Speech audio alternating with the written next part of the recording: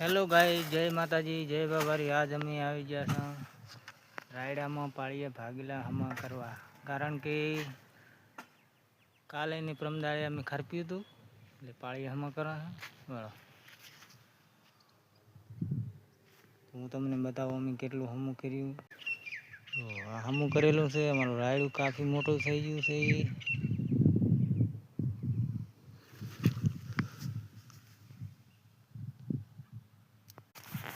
Hello guys, તો અમારે રાયડું ખરપેલું હતું એના પાળીએ અમે હમા કરી રહ્યા હા.